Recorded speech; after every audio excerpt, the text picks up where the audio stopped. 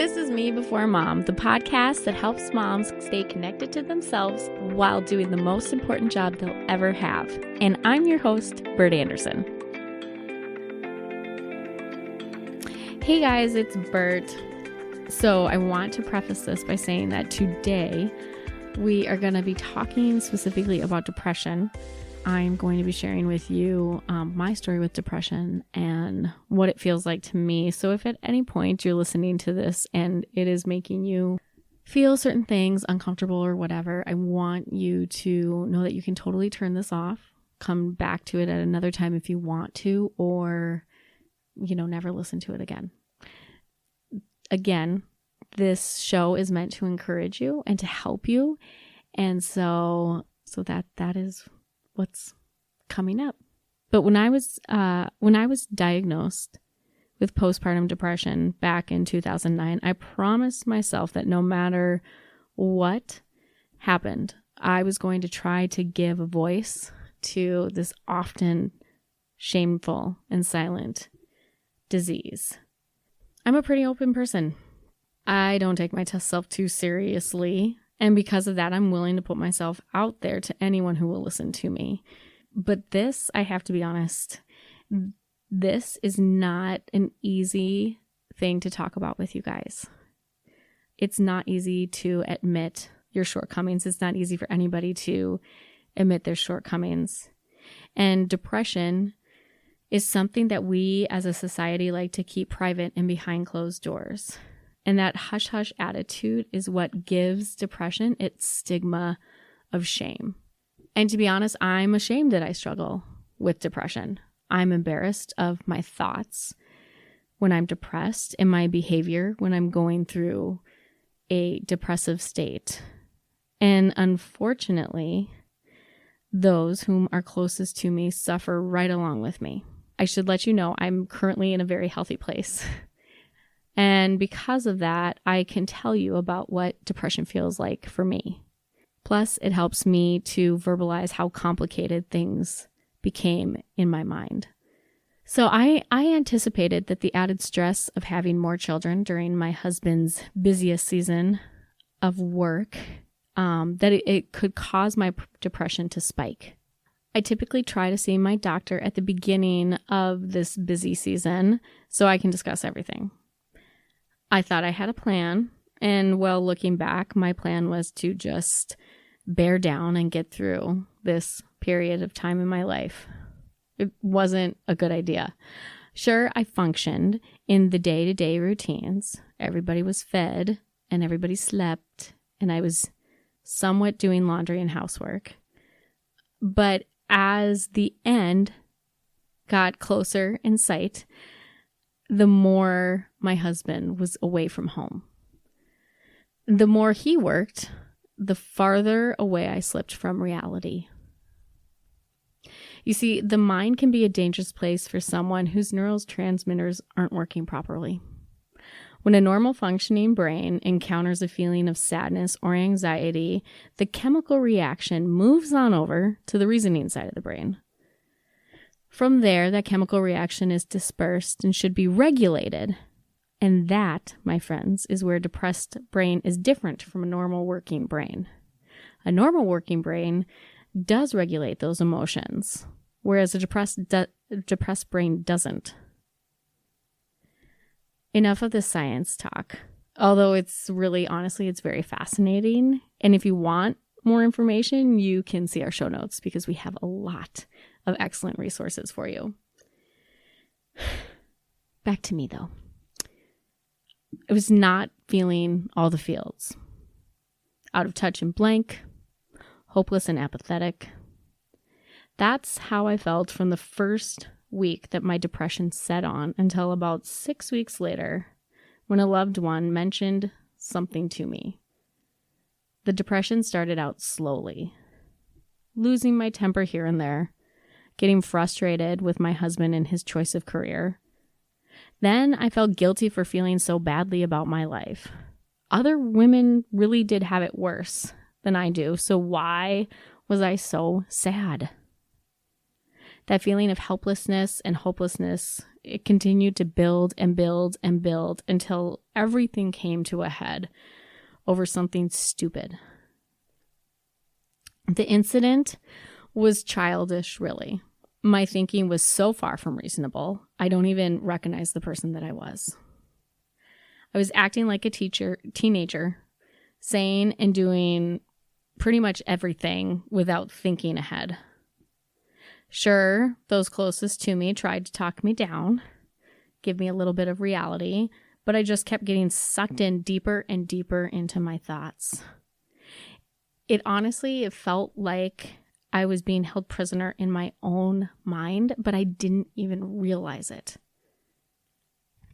I stopped enjoying all of the things that I had enjoyed before, like writing and spending time with my children, talking on the phone to my mom and my sister and my friends, coordinating various groups I was in charge of, and even watching General Hospital.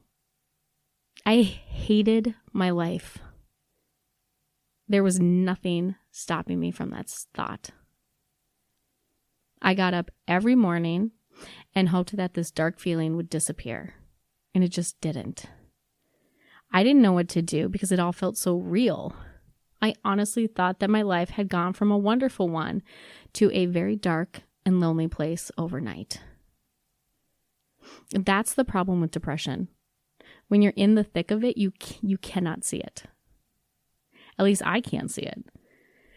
And people I know who also struggle with it say the same thing. I didn't want to see it either, to be honest. My mom mentioned to me that she thought something was up when I went down to visit her and my dad at their home. I brushed her concern off, thinking that everything was fine. At that point, I had come to the conclusion that I was losing all of my friends, and I was going to be left out forever. After all, I reasoned with myself, who would ever want to be my friend? I thought I was a terrible person. I believed that there was no admirable trait that I had that would cause anyone to stay with me for very long. Those thoughts are where I spent most of my days for 6 weeks. Reflecting back on that, I see how truly sad I was, but in the middle of it, I honestly didn't see it. Can you imagine living that way? Experiencing the joys of life only a few minutes of every day. Watching but not noticing that you're slowly slipping away from the life you know you love. I lived it, and it's by God's saving grace that I made it to the other side again.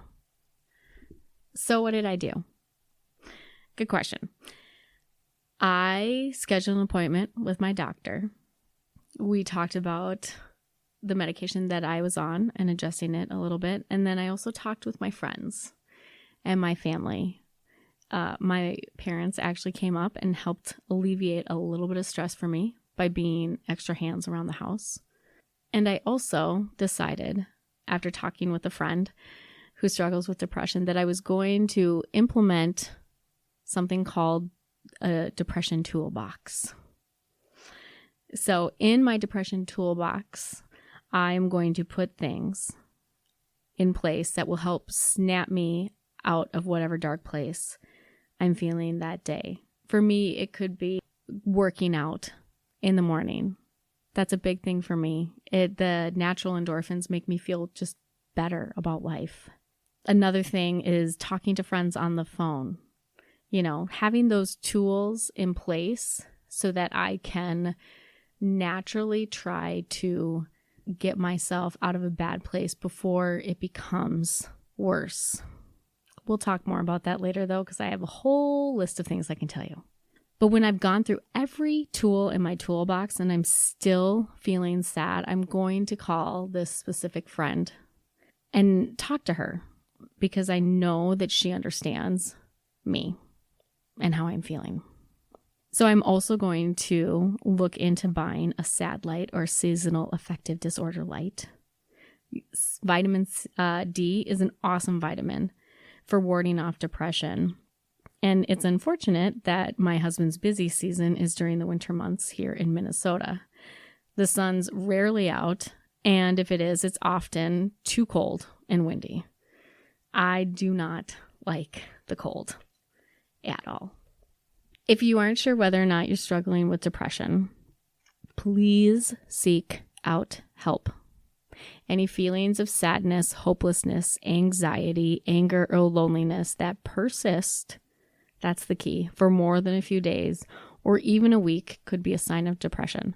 Please don't hide it from those who love you. Seek help. What can you do if someone you love struggles with depression? Watch out for the early warning signs. Lack of interest in activities they usually enjoy, irritability, pulling away, and even that vacant stare. But you have to be gentle in your approach and be lovingly persistent. Lovingly is the key. Don't be a nag. Remember that a depressed person is living in a very dark and lonely world. It's very real to them. And give them a little grace. They can't snap out of it. I know when I've been told to just snap out of it, it makes me want to retreat back inside of myself. And that thought is completely out of character for me. I'm a people person. So when I start losing interest in spending time with others, that should be a warning sign to those around me that something is up. Most importantly, a little understanding of what depression is will really help you better love someone who is depressed. It's not her choice to feel this way or act the way she does. Like I said before, I'm honestly ashamed of my behavior when I was depressed this last time. I don't even know who that girl was. I don't. I would never choose to live in that dark place. And no one would ever choose to live life that way. It is not a choice. The brain chemistry is off. It's just off. So if you're listening to this and you know somebody that this kind of sounds familiar to, or if you're listening to this and you're saying to yourself, oh my goodness, this is my life, please seek help. Because life doesn't have to be this dark and lonely place, and it shouldn't be. So look at our show notes. Like I said, we have resources for you to get help. Don't be ashamed, because there are more of us than you know. And above all else, be kind to yourself. Always be kind. That's all we have. Thank you so much for listening. Be sure to connect with me on bertmanderson.com, and please visit our website, matriarchdm.com, for all of the show notes and to hear other awesome podcasts.